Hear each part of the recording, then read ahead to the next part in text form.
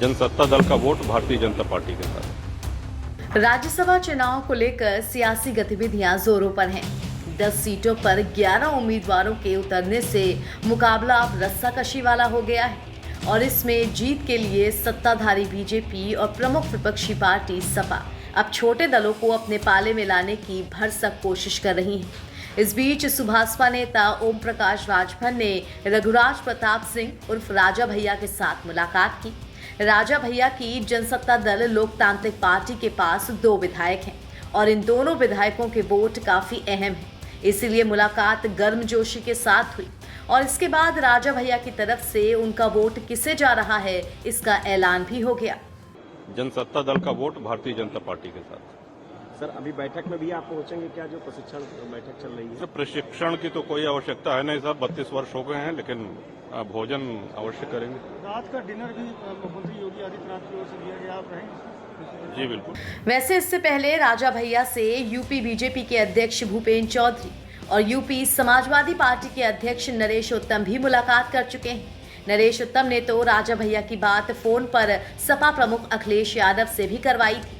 तब भी सियासी गलियारों में हलचल तेज हो गई थी कि राजा भैया अखिलेश यादव का साथ देंगे और शायद जयंत चौधरी के सपा छोड़ने के बाद राजा भैया के रूप में अखिलेश को एक और साथी मिल जाए।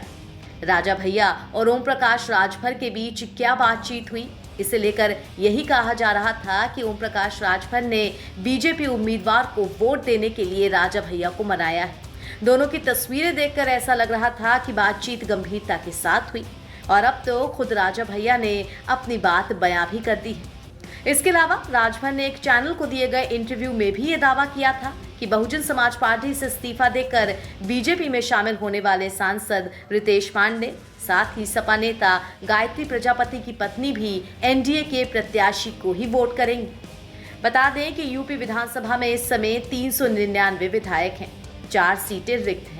वर्तमान संख्या बल के हिसाब से राज्यसभा की 1 सीट जीतने के लिए प्रथम वरीयता के 37 वोटों की जरूरत पड़ती है।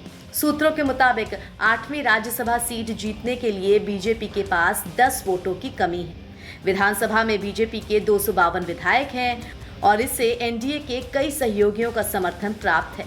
इसमें अपना दल सोनेलाल के 13 विधायक हैं, निषाद पार्टी के 6 विधायक हैं, सुहेलदेव भारतीय समाज पार्टी के 6 विधायक शामिल हैं। इसके अलावा जयंत चौधरी के राष्ट्रीय लोकदल के 9 विधायक भी बीजेपी प्रत्याशी को ही समर्थन देंगे। वहीं 3 उम्मीदवारों को जिताने के लिए सपा को 111 वोट चाहिए। सपा के पास 108 विधायक हैं, इनमें से एक रमाकांत यादव जेल में है। वहीं सपा विधायक पल्लवी पटेल पार्टी से नाराज है। ऐसे में सपा के पास 106 विधायक बचते हैं। कांग्रेस के 2 वोट सपा उम्मीदवार को मिले तो भी सपा के पास 108 ही रहेंगे, यानी 3 वोटों की कमी अभी भी पड़ रही है।